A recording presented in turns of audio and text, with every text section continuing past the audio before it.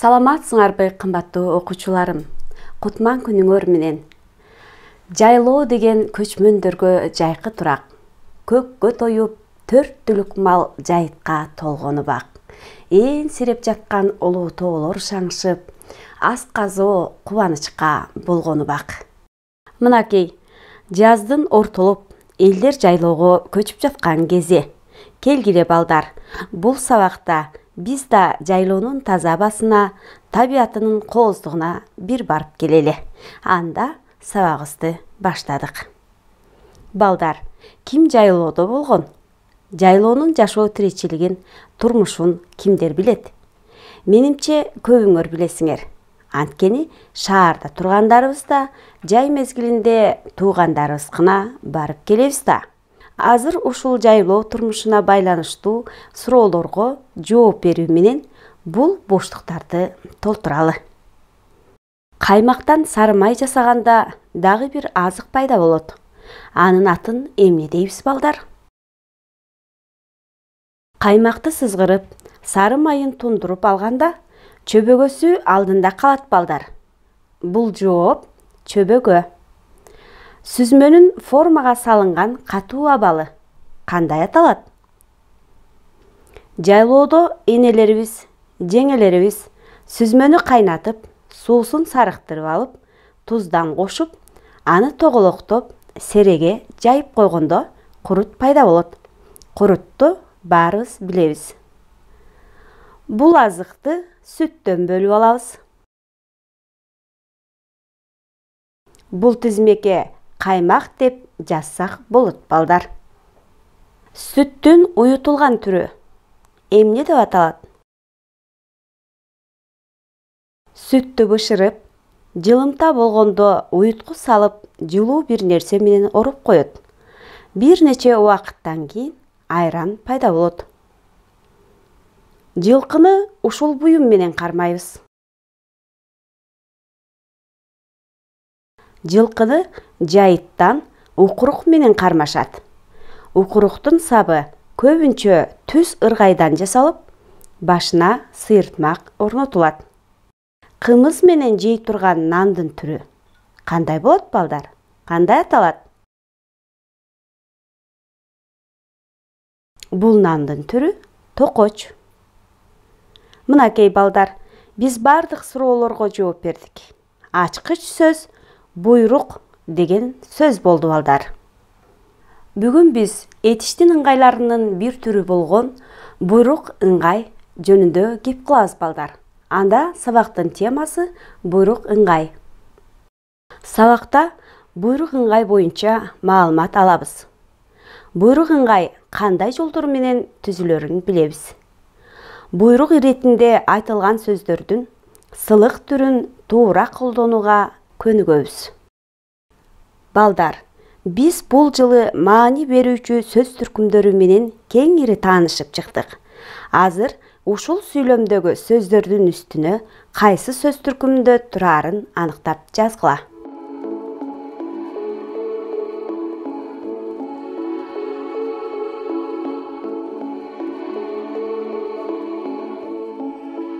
Кана балдар, сөз түркүмдөрүн аныктай алдыңарбы? Эгер аныктай алган болсоңор, азаматсыңар. Анда салыштырып көрөлү. Бул тунук суудан 1-2 жолу аптыгып жуттум деген сүйлөм берилди. Кайсы тунук суудан аптыгып жуттум? Бул тунук суудан шилтеме ататооч болду. Кандай суудан аптыгып жуттум? Суу деген заттын сыпатын билдирип, сынатооч болду. Эмнеден жуттум? Суудан жуттум. Зататооч. Канча жолу жуттум? Санатооч. Кантип жуттум? Кыймыл аракеттин сыпатын билдирип, тактооч болду. Эмне кылдым? Жуттум. Кыймыл аракетти билдирип, этиш сөз түркүмү болду. Эми балдар, бул текстти окуйлу. Ушул дем алыш күнү агамдын үй бүлөсүн жайлоого көчүрүп келдим. Азыр чөптүн башы ката элек, жап жашыл кези. Мен бул кооздукту сүрөткө тартып жатам. Жайлоону көргүң келсе, азыр кел. Мен болсо эмки жумадагы барып келем. Балдар, бул тексттеги этиштерди таап, көрсөтүлгөн этиштик белгилердин тушуна жазгыла.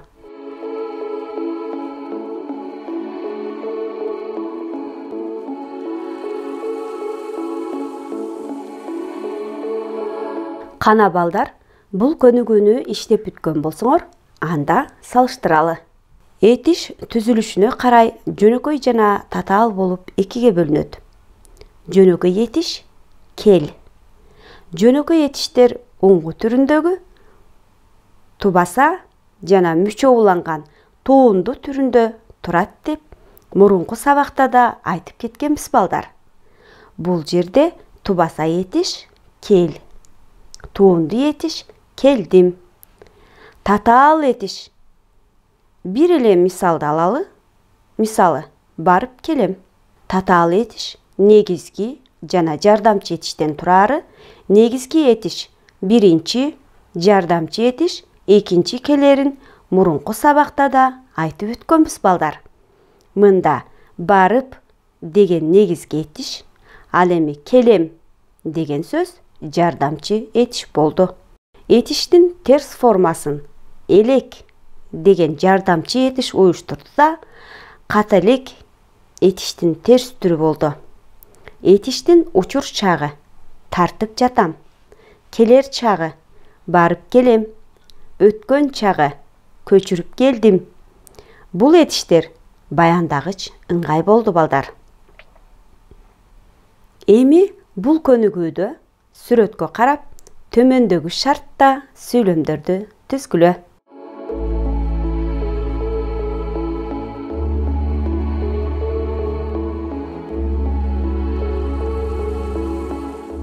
Кана балдар, сүйлөмдөрдү карап көрөлү. Мен боз үйдүн тетиктерин жасоого үйрөнүп жатам деген сүйлөмдө этиш сөз биринчи жак, жекелик түрү учур чакта турат.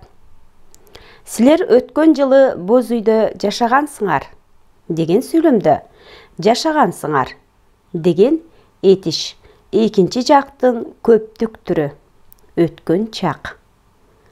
Бул боз үйдү чоң атам жасаган деген сүйлөмдө жасаган деген кыймыл аракетти билдирген сөз үчүнчү жактын жекелик түрү болуп өткөн чакты билдирди. Бул сүйлөмдөрдөгү этиштер этиштин кайсы ыңгайы болду балдар? Кана эстегилечи. Бул сүйлөмдөрдөгү этиштер баяндагыч ыңгай. Анткени кыймыл аракеттин жагын, чагын билдирип, жайынча баяндаган этиштер болду. Балдар, сүйлөм айтылыш максатына карай кандай болуп бөлүнөт? Бул суроого баарыңар эле жооп бердиңер деп ойлоп турам. Анткени сүйлөм жай, суроолуу, буйрук, илептүү болуп бөлүнөрүн баарыңар эле билесиңер. Азыр бул сүрөткө карап, буйрук иретинде биринчи, экинчи, үчүнчү жакта сүйлөм түзүп көрөлү.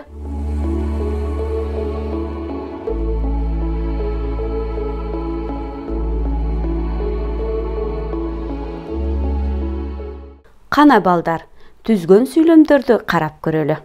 Мында кана түндүктү көтөрөлү деген сүйлөмдө этиш биринчи жактын көптүк түрүндө өтүнүү, кайрылуу иретинде айтылды.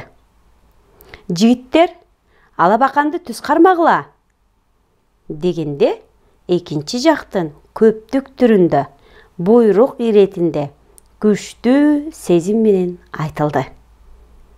Энелер ууктарды тизип жиберишсин дегенде үчүнчү жактын көптүк түрүндө сунуш катары буйрук маанисинде айтылды.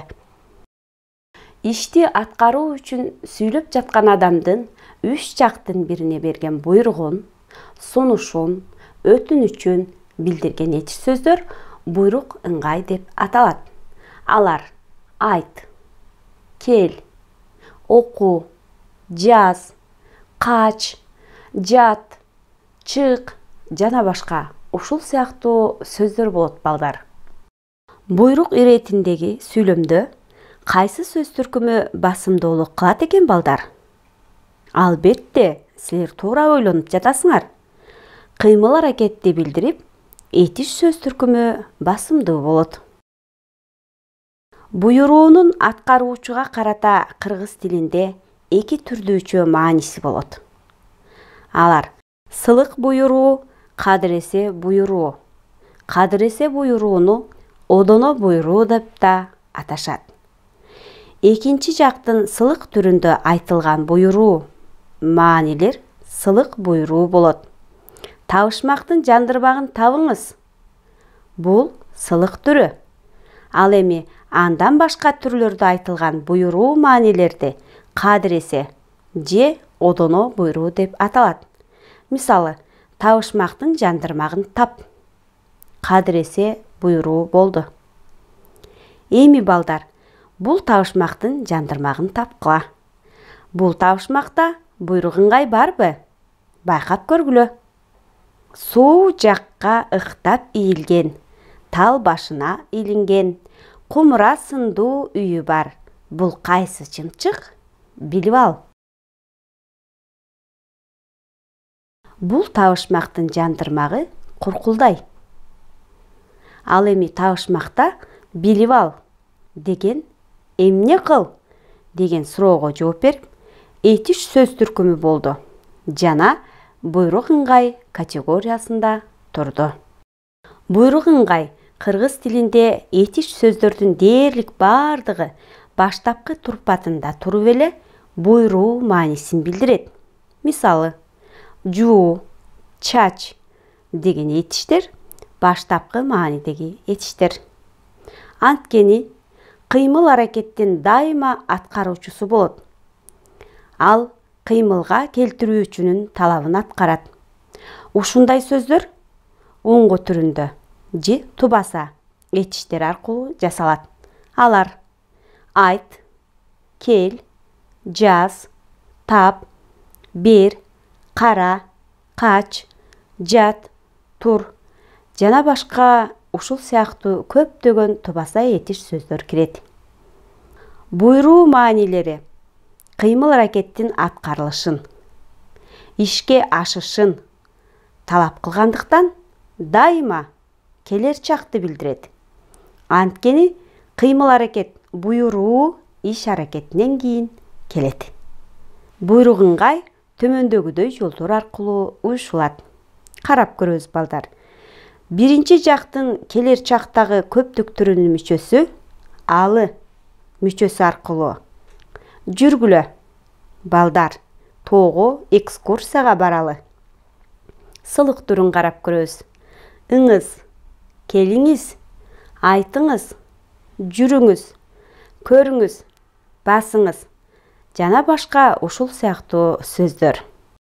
Жекелик санда экинчи жактын жак мүчөсүз айтылышы аркылуу да уюшулат.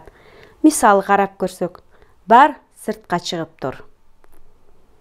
Кээде экинчи жак жекелик санда гын, гынын мүчөлөрү аркылуу айтылып, буйруу, талап кылуу маанисин берет.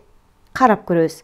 Жүргүн, окугун, сүйлөгүнүң, баскының жана башка ушул сыяктуу сөздөр кирет. Мисалы карап көрөлү. Чынын айтып, туура сүйлөгүнүң. Экинчи жак көптүк санда гыла мүчөсү менен буйруу, талап кылуу маанисин берет. Аларды карап көрөлү балдар. Келгиле, аткаргыла, уккула жана башка ушул сыяктуу сөздөр. Мисалы, жок, чортон баатыр, эми менден ырайым күтпөгүлө деген сүйлөмдө буйруу, талап кылуу маанисин күчтүү сезим менен берилди. Үчүнчү жакта сын мүчөсү да буйруу, талап кылуу маанисин уюштурат. Алар уксун, билсин, айтышсын, жазып беришсин жана башка ушул сыяктуу сөздөр. Мисалы, таза аба жутуп, кымыз ичип келишсин Буйрук ыңгай кээ бир сөз жасоочу мүчөлөрдүн жардамы менен да түзүлөт балдар. Анда карап көрөлү. А мүчөсү аркылуу сана, ойно, сына, түзө, түнө жана башкалар. Ла мүчөсү менен түзүлүшүн карайлы. Башта, ойло, сүйлө, катта, мушта жана башка. Ык мүчөсү менен уюшулат. Жолук, бирик, кезик, канык, отук. Лан мүчөсү менен уюшулушу. Куралдан, нурлан, ардан. Кар мүчөсү менен кээде каз мүчөсү дагы колдонулат. Мисалы карап көрөлү. Аткар, атказ, жеткир, жеткиз жана башка ушул сыяктуу сөздөр. Ар мүчөсүн карап көрөлү балдар. Кээде р мүчөсү менен эле кетет. Тазар, кызар, көгөр, узар, жашар жана башкалар. ы мүчөсү менен да уюшулат. Байы, тары, жашы, ташы, жышы жана башкалар. Эми балдар, бул кеп куржундагы макалдарды буйрук ыңгай катышкан сөз же сүйлөмдөр менен толуктагыла.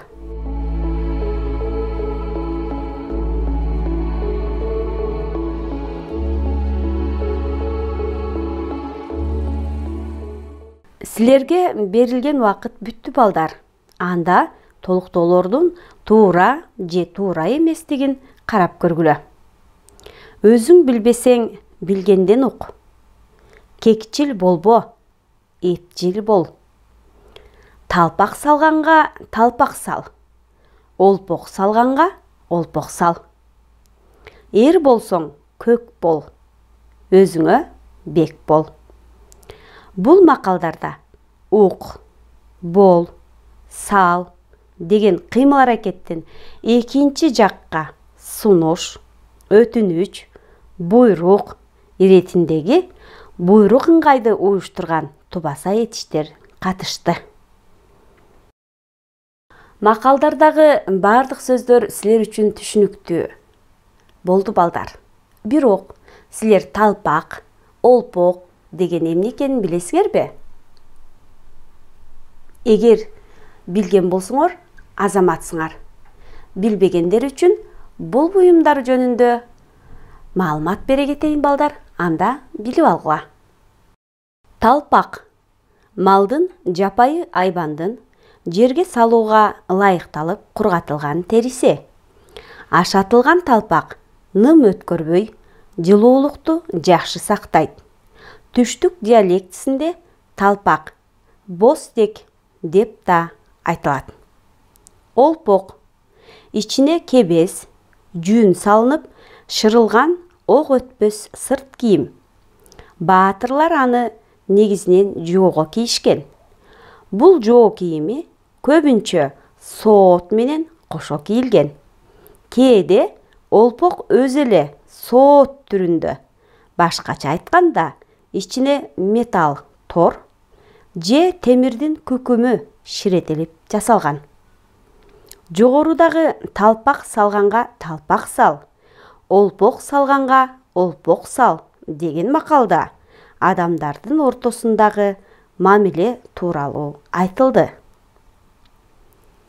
Эми бул сүрөттөргө карап, буйрук ыңгайды катыштырып сүйлөм түзгүлө.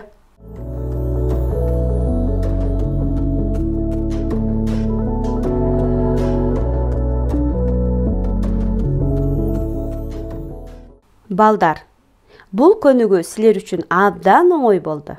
Анда түзгөн сүйлөмдөрдү окуйлу. Бул сүрөттөргө карап, биз төмөндөгүдөй сүйлөмдөрдү түздүк. Эсепти туура чыгар. Туура жазууга үйрөн. Туура жолду тап. Гүлдүн сүрөтүн тарт деген сүйлөмдөр түзүлдү. Эми мындай суроо пайда болуп жатат балдар. Буйрук ыңгай сүйлөм мүчөсүнүн милдетин аткарабы? Кана, ойлонуп көргүлөчү. Албетте, буйрук ыңгай сүйлөм мүчөсүнүн баяндооштук милдетин аткарат. Бул сүйлөмдөрдөгү заттын кыймыл аракетти билдирип, сүйлөмдүн аягына келген буйрук этиштер баары баяндооштук милдетти аткарды. Балдар, убакыт учкан куш дейт. Ошондуктан ар бир сабактан керектүү көз ирмемдерди эстен кетпей турган кылып сактап калуу керек экен. Ушул сабактан эмнени эске салдыңар? Эмнени мурун эле билчүсүңөр? Эмнени түшүндүңөр? Эмнени аткара алдыңар? Жана кандай тарбиялык маанини өзүңөргө калыптандырдыңар? Азыркы сабактын башынан баштап бир көз чаптыргыла да, бул эстеткичтердин тушуна жазгыла.